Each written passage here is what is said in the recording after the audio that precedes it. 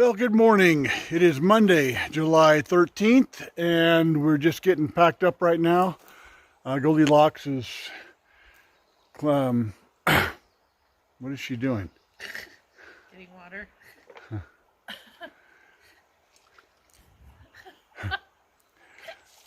Goldilocks is treating her water right now, and then we're going to get packed up and start uphill. As always, the day starts off with a nice stiff uphill climb, but we're really going to try to grit it out today and crunch out 14 miles if we possibly can. If we can do that today and tomorrow, then we should be able to get into Sonora by Wednesday around the middle of the day. We've got enough food to last us today and tomorrow, so Wednesday is going to be do or die, because at that point we will be out of food. Hopefully we can make it.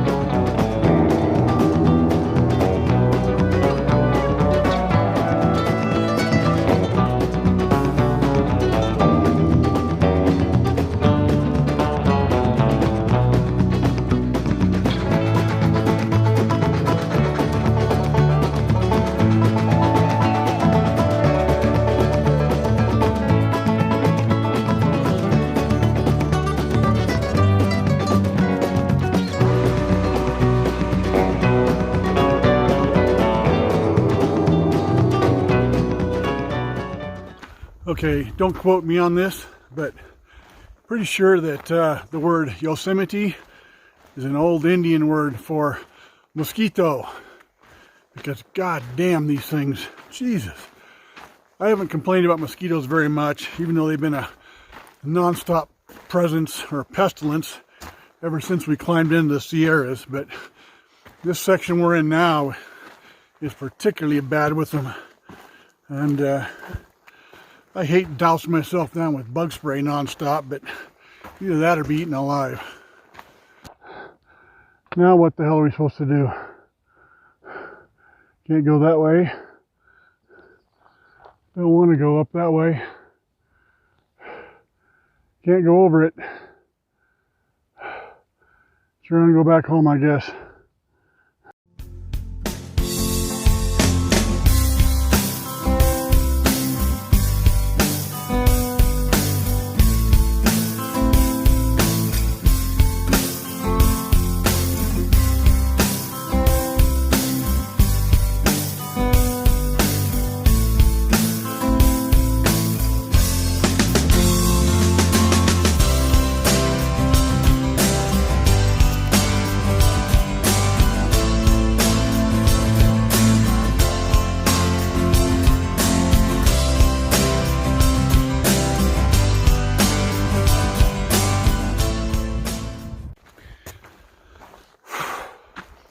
Well, this section of trail, the section between Tuolumne Meadows and Sonora Pass, has taught me an important lesson that I never even crossed my mind until we got on this section, which is you need to kind of anticipate what you're going to do if something bad happens. Now this section, as I've made abundantly clear in previous recordings, is some of the worst trail we've been on. Well, it is the worst trail. There's not some of. But the unique thing about this trail is that there are no bailout points. Once you leave Tuolumne Meadows and start heading north to Sonora Pass, it's 80 miles and there's no getting off trail. If I'm going to pause right here because there's some signs. make sure I'm not going to get lost. But I don't want to lose my train of thought, which is that if you're on this trail and somebody gets sick or more likely injured, like breaks their leg on this stupid trail, you have two options. Turn around and go back the way you came, or keep going forward. Or the third option, I guess, would be to push the SOS button on your inReach and have a helicopter come extract you. But that's really something to think about in future sections as we're going into them. You know, we're gonna have to gut this one out and make it to the end, even though we're running low on food. But it would be really nice if there was at least one bailout point somewhere along this 80-mile stretch, so we didn't have to hump the whole thing if, like I said, somebody got sick or injured. But anyway, thought for future sections.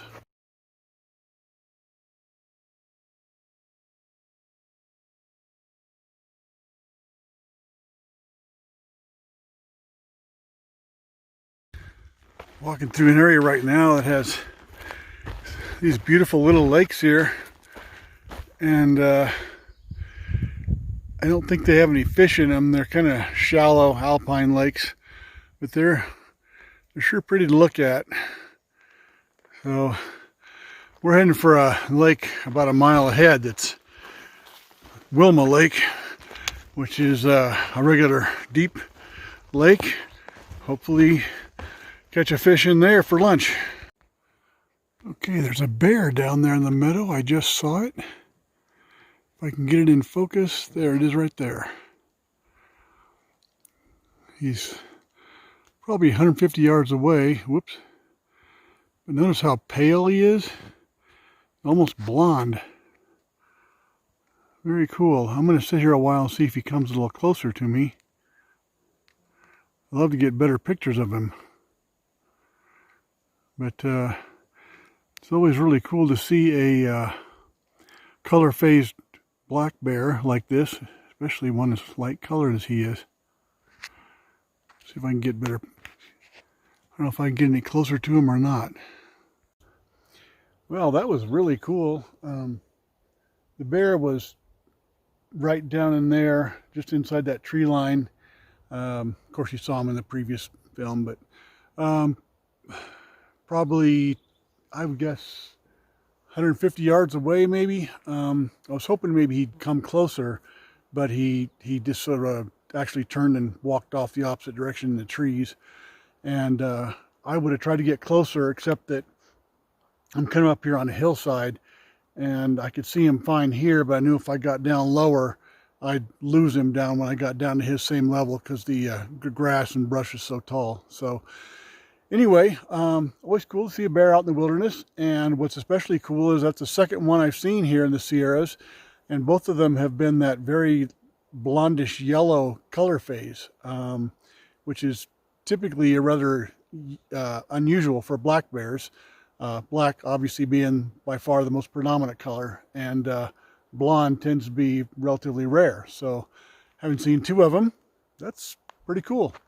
Now, this is my first sighting through the trees. Wilma Lake, relatively large, very beautiful high alpine lake, and that's where I'm going to meet Goldilocks. She went down ahead of me and was probably down there wondering where the hell I am, because she didn't know I was filming a bear. But we're going to go down there and have lunch and maybe see if I can catch a fish.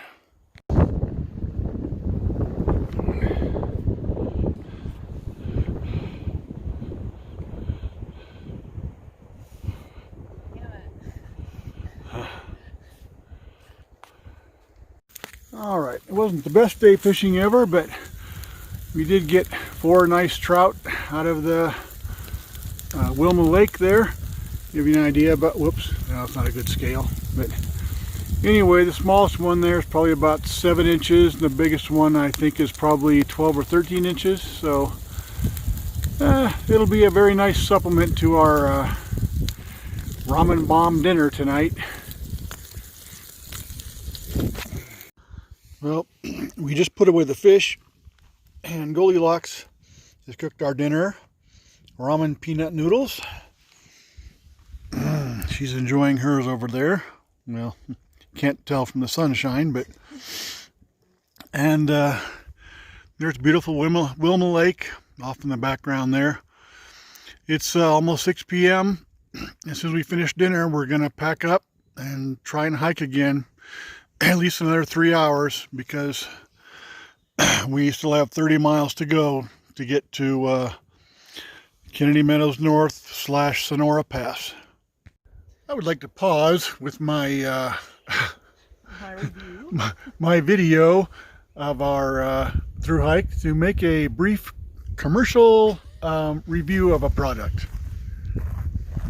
Cutter. Let's see.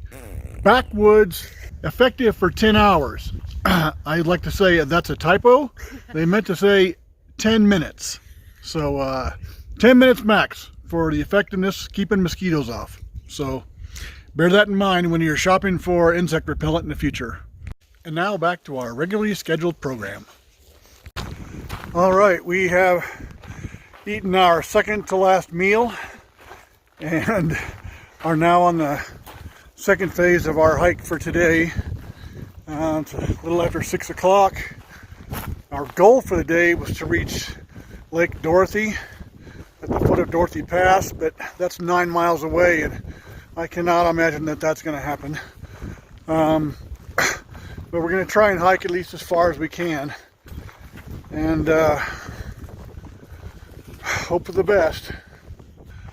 I realize that a lot of you people watching this right now probably have some real concerns for our health. So I guess I can give you the update the best I can.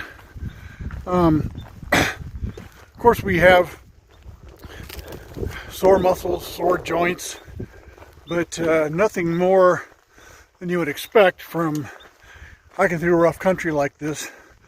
Neither of us are physically sick. You know, we're not throwing up or diarrhea, no fever, nothing like that. We just are both worn out, just extremely fatigued, and don't seem like we have any energy in our muscles, especially when we are hiking uphill. It just, today for example, we had a 1.5 mile hike up a pretty steep hill. Shortly after we left camp, it took us 3 hours. 3 hours to go 1.5 miles up a really steep hill. And so, you know, 0.5 mile per hour, having to stop frequently to rest and catch our breath and cool off. It was exhausting. Anyway, well, it was hot too, yeah. But it kind of reminded me, I guess the best analogy, reminded me of a car that I used to have not that long ago. The car would haul ass going downhill, and even on a fairly flat highway, didn't have any trouble keeping up with the speed limit. But as soon as I hit any little hill, boy, the thing bogged down like crazy. I'd shift from 4th gear down to 3rd gear, down to 2nd gear, barely putting along. Everybody else on the highway's passing me up. That was embarrassing. But that's kind of the way I feel. You know, on a flat trail, I can walk along okay, don't feel too bad. Downhills, as long as they're not like straight down, aren't really a problem.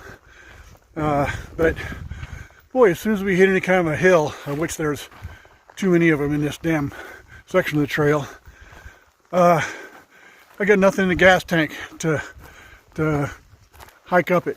So I'm sure somebody out there can tell me what the hell we need to do to restore our energy and our strength, besides drink a potion from the fountain of youth.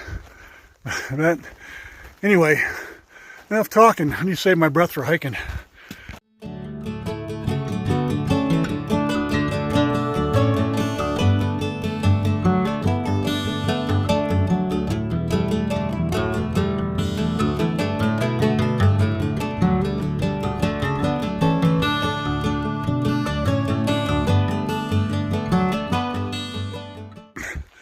In a normal PCT hiking year with normal snow, this creek crossing here would be potentially sketchy.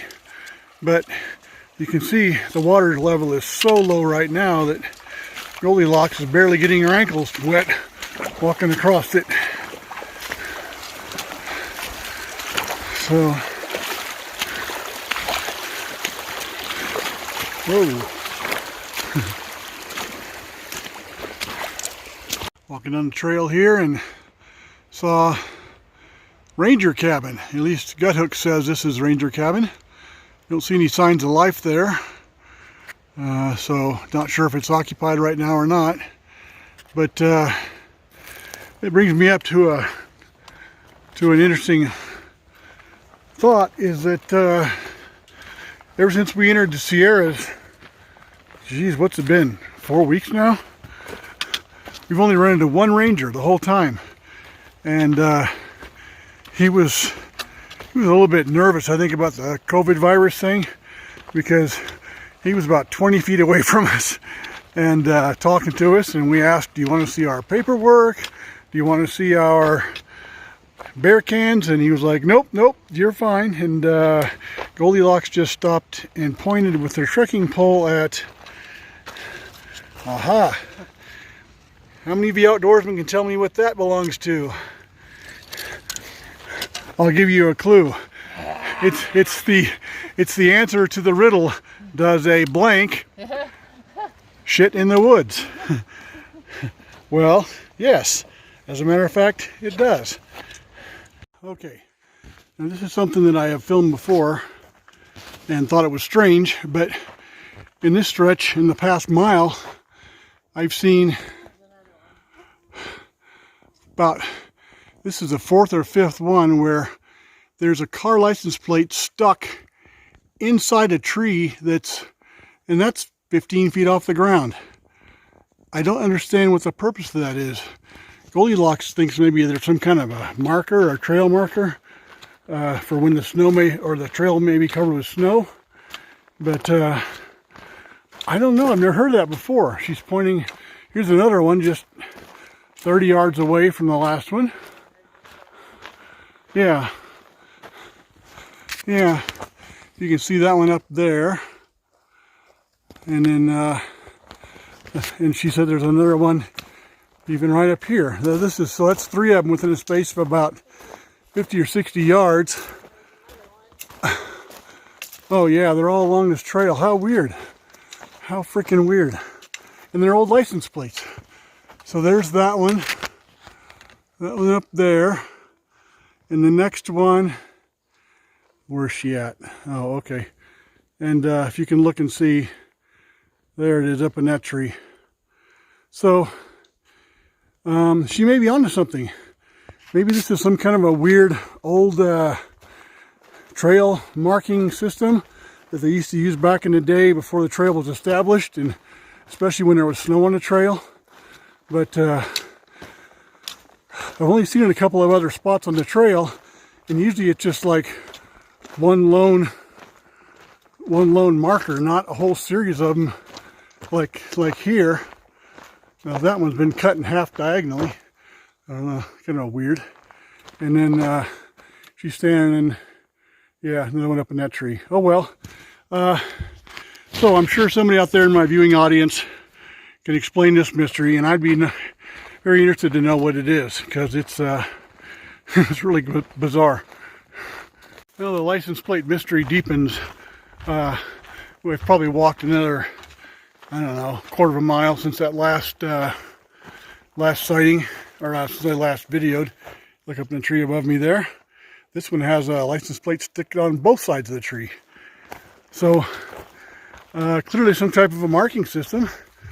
But what's weird is they use license plates to do it, and I'm not sure if when those things, they've been there forever. I mean, like decades, easily decades. So I don't know if they were at one time nailed in like at eye level, and as the tree grew, those things just grew up to where they're now 15 or 20 feet off the ground. It seems, God, I can't imagine how somebody would have come by with a ladder and to climb that high up into a tree just to stick a license plate in it. And they're not necessarily nailed to trees, they're like embedded into the trees. edgewise. So anyway, yeah, I just passed another one, and here's another one coming up in the tree right in front of me. So, I mean, if I was keeping count, this is probably like 15 by now. Where is that sucker? Oh, you can kind of see it in the top corner right there. All right, enough talking. There's Goldilocks. That's the third application in as many hours. It's supposed to last 10 hours. Let me see that thing. Cutter. Oh God, no wonder. You bought the wrong stuff. You're supposed to get mosquito repellent. This says mosquito attractant on it. God. Goldilocks? No wonder. I swear. Can't trust women to buy anything right. Well, it's 20 after 8. And although it may look relatively bright in the camera, I think we only have another 20-25 minutes of light before the headlamps are going to have to break out. So I thought I'd make a few closing thoughts before it gets too dark to film. Right now, I think we decided we wanted to do 6 miles between dinner and dark. I think we're only about halfway there right now, maybe 3.5 miles in. So we may end up hiking for another hour and a half if it doesn't get if the trail doesn't get too rough.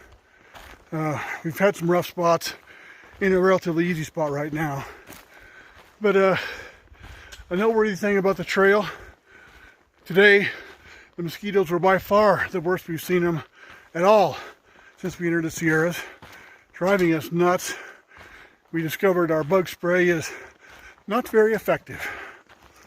But something that was really significant today was that for the very first time since I think right after Agua Dulce, which is about 2 months ago, we did not see a single hiker, either northbound or southbound. So that in itself is very odd and a little sad. Goldilocks and I were among the first PCT hikers to start the trail on March 16th. But it appears that everybody who started the trail after us has passed us and is now in front of us, and we're bringing up the tail end. So, kind of I don't know, makes me feel bad. Jesus, nobody likes to be last, especially when you started first. But oh, there's a deer over there. Hey, deer.